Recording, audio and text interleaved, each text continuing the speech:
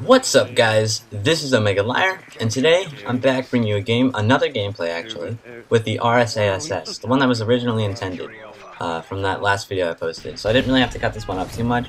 Lots of nice kill streaks, pretty entertaining gameplay. Now here, you see me using ACOG Silencer again, with the perks set up Scavenger, Quick Draw, and Steady Aim. Now, basically, the reason for this is that I feel like such an old commentary when I say it like that. The reasons for this is because the RSASS has, while a fairly high magazine capacity, not a lot of ammo. And if you're going to be using the silencer, it's going to take 2 shots to kill, at least. Sometimes 3, although most of the time when it becomes 3, I generally can't figure out why. And that's discluding last stand or final stand. I mean, I guess if you hit through walls, it's acceptable, but it happens more often than I think it should. But the gun is a lot of fun. You want to use Quick Draw because with the ACOG you need to be able to acquire sight quickly. And if you're able to do this, then you can basically just use it as an assault rifle. And that's where Steady Aim comes in as well. Steady Aim basically increases the short-range ability of this weapon, as well as you pull it up faster from sprint, so it just makes you faster for what is generally considered a fairly slow-moving, slow-aiming gun. So those perks I find just basically do the best, and my classic kill streak setup. But I didn't want to talk about the gameplay too much, although I do like this gameplay. It's a nice score with a gun I haven't used in a while. But what I do want to talk about is sort of what I've been doing the past few days, because I'm sure, and I know a couple of you noticed because I got messages about it, but I haven't posted like the past 2, maybe 3 days, and there's a very good reason for it. I wasn't posting because the free time I spent that I would normally be using on YouTube actually went to dealing with some copyright stuff. Now that's not bad. I have no copyright strikes on my channel, and I don't plan to get any soon. But essentially, what happened was, and I guess I can't really use specific names or anything like that, but a certain online music distribution company, that of which I will not name, claimed visual copyright on one of my videos. Now this video, it's PM9, best gun in the game. It's one of my most popular videos. It's got around 70,000 views. And I'm sure as much of you know, there's ads on my videos. I do make a little bit of money, but it's not much more than enough just to support the channel with games, DLC, eventually Black Ops 2, and all sorts of that stuff. It's not really a significant sum. But it was because this sort of occurred while I was in Spain. This mainly went under my radar. I wasn't aware that this company I've never heard of claimed visual copyright on a Call of Duty video that was one of my most successful sort of leading videos. The reason it sort of went under the radar is because I'd never received an email about it. I never was told, oh yeah, by the way, these people just claimed copyright, now they're using your video.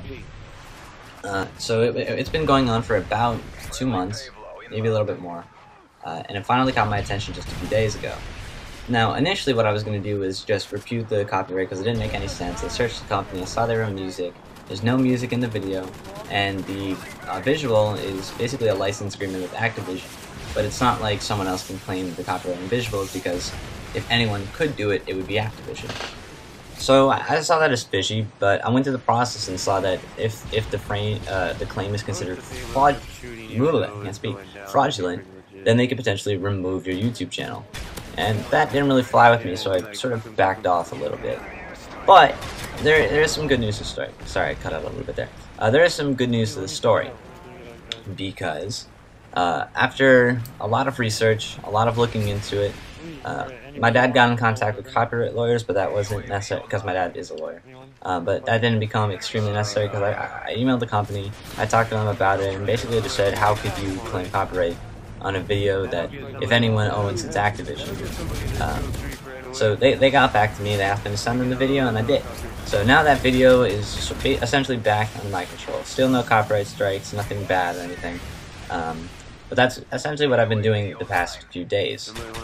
It's not something I wanted to do, it's not something I thought I'd have to do, but I did it, and now it's done. And it's also kind of cool because and I looked into the research, and I wasn't the only one who was dealing with this, although most of the other people had things that could be considered closer to legitimate. I just couldn't entirely understand why a music distribution company was claiming copyrights on a video game, but I'll never understand YouTube. All it really tells me is that YouTube sort of needs to update their system, because clearly it doesn't work.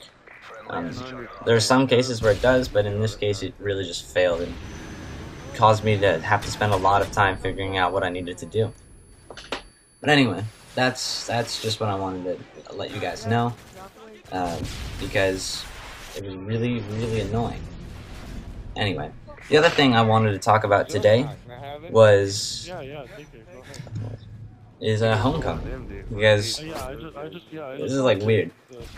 It's homecoming. I'm sure most of you know what that is. It's basically just like when you're, or at least my school, in every fall sport plays what is considered our rival team or school.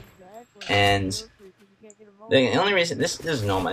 Obviously, it happens every year. It's a lot of fun, very competitive, and then there's all sorts of other stuff afterwards. A big like school party, outside of school. There's lots of parties essentially. But and then you have the work, which sort of ruins it. But for the most part, it's going to be fun. And the reason this is weird is because it just sort of occurred to me that how long I've actually stayed with this. Basically, my friends who started with me, well, friend, the other one, he liked the idea, but he never really pulled through with the software or anything like to start a channel like this. But the friend I started with, he didn't think he was going to be able to last that long. He definitely didn't think I was going to be able to sort of stay with my channel this long and get it to the point where it's at now. But it's at the point where it's at now. I have 1,400 subscribers. It's a little bit of a standstill at the moment, but that's fine because it's Call of Duty's dead season. Everyone knows it. But I've sort of... I wouldn't call it an accomplishment, but at the same time, I feel really good about what I've done. As far as like things I've been able to stay with, I've been able to stay with guitar for many, many years, but rarely, I mean, if you look at my video game history, generally a game will last me 2 years and then I'll get a new fad, essentially. But something about Call of Duty keeps me coming back, and I can't explain why. But it might be the fact that now I get to play more games at once, which could potentially be the reason.